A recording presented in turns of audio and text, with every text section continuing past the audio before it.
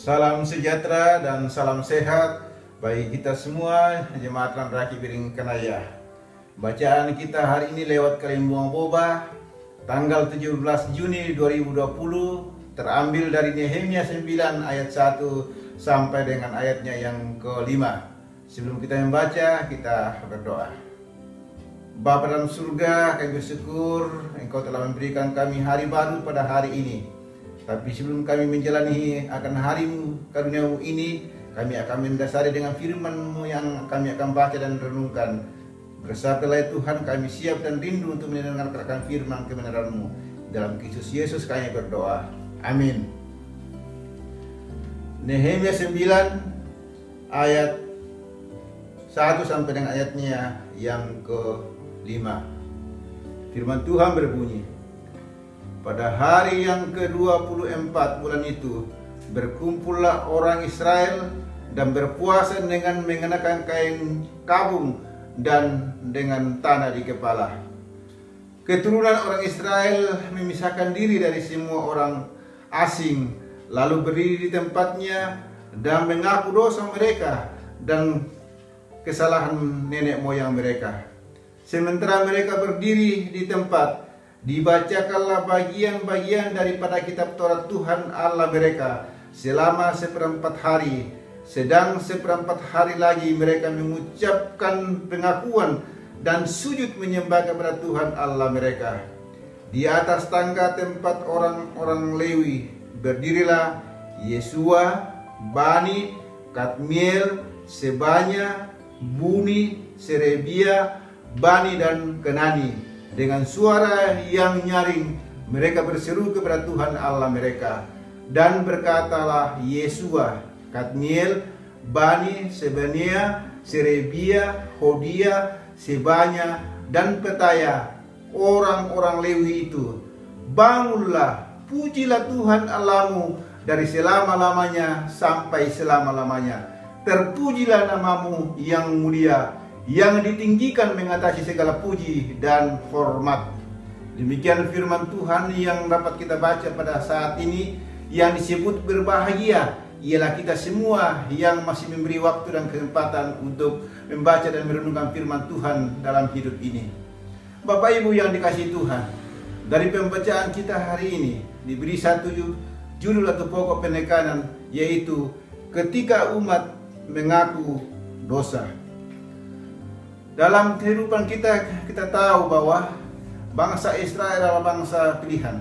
Tetapi dalam perjalanan selama hidupnya selalu tidak taat kepada Tuhan, selalu melanggar akan perintah-perintah Tuhan, sehingga oleh Nabi Nehemia mengingatkan mereka bahwa sesungguhnya dia harus mengakui bahwa dalam hidup mereka Tuhan selalu menuntun dan menjaganya. Tetapi karena begitu akan kekejian atau kekerasan kepala dari bangsa Israel, sehingga bangsa ini terus jatuh ke dalam dosa. Bapak Ibu yang dikasihi Tuhan, tentu bangsa Israel tahu bahwa dalam hidupnya Tuhan selalu menolong, sehingga semuanya itu mereka mengaku bahwa dia telah melanggar akan aturan-aturan atau perintah-perintah Tuhan dan juga akan nenek moyang mereka, dan sekiranya semuanya akan pertobatan mereka itu dapat dipulihkan dengan dikembalikannya dari negeri pembuangan yaitu Babel ke Yerusalem yang telah dibangun oleh Nabi Nehemia bersama dengan seluruh umat Israel yang dipakai oleh Tuhan untuk membangun daripada tembok Israel dan membangun kembali akan tanah perjanjian mereka. Bapak Ibu yang dikasihi Tuhan, dalam kehidupan kita ini tentu tidak terlepas dari kesemuanya akan namanya kekurangan dan keterbatasan dalam hidup ini. Ketika kita menyadari hidup kita ini adalah manusia yang rapuh, manusia yang tidak punya apa-apa, tidak punya arti di hadapan Tuhan, tetapi yang memberi kita akan kehidupan yang kekal hanyalah dalam Yesus Kristus. Yang terpenting di sini adalah kita mengakui akan segala keterbatasan kita, segala dosa-dosa kita, karena pengampunan adalah hak Tuhan. Pengampunan adalah hak Tuhan. Tapi yang kalau kita hidup terus dalam dosa, maka Tuhan tidak akan mengampuni. Tetapi ketika kita jatuh dalam dosa dan kita mau mengakui akan kesalahan kita itu, maka Tuhan akan mengampuni. Bapak Ibu yang dikasihi Tuhan, hidup ini sangat singkat bagaikan embun yang hilang seketika dari pandangan kita. Karena itu, pertobatan hanya dalam Yesus Kristus. Penyesalan adalah bagian dari hidup kita, dan kita menyesal dengan sungguh-sungguh bahwa hidup ini adalah sangat punya keterbatasan. Kita sadari diri kita ini bahwa kita tidak pernah akan tidak terlepas dari kekurangan dan keterbatasan. Bapak Ibu yang dikasihi Tuhan, mengaku dosa bukan hanya di gereja saja setiap hari Minggu. Ada akta-akta khusus untuk itu. Tetapi pertobatan, pengakuan dosa setiap saat dalam hidup kita ini. Bagaimana hubungan kita dengan Tuhan tidak perlu dipamerkan, tetapi yang pasti bahwa hubungan kita dengan Tuhan itu sangat-sangat pribadi sekali.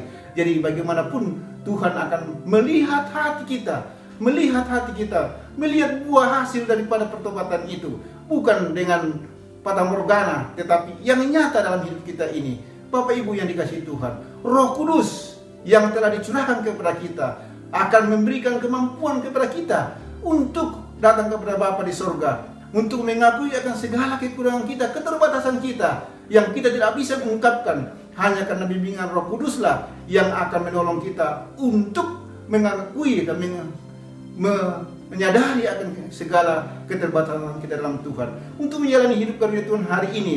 Tentu dalamnya hanya karena tuntunan Roh Kudus yang akan mengarahkan kita untuk mengarahkan kepada hidup yang kekal. Bapak Ibu, firman Tuhan datang kepada kita untuk mengarahkan kita.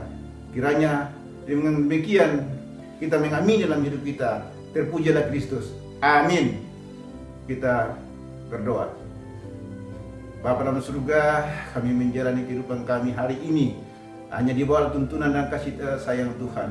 Kami tidak akan pernah lepas dari namanya kelemahan dan kekurangan, tapi kami mengamini bahwa Tuhan akan mengarahkan kami kemanapun kami pergi hari ini, menjalani kehidupan yang Tuhan masih kepada kami semua. Ini kami datang kepadamu melalui Tuhan kami Yesus Kristus. Amin.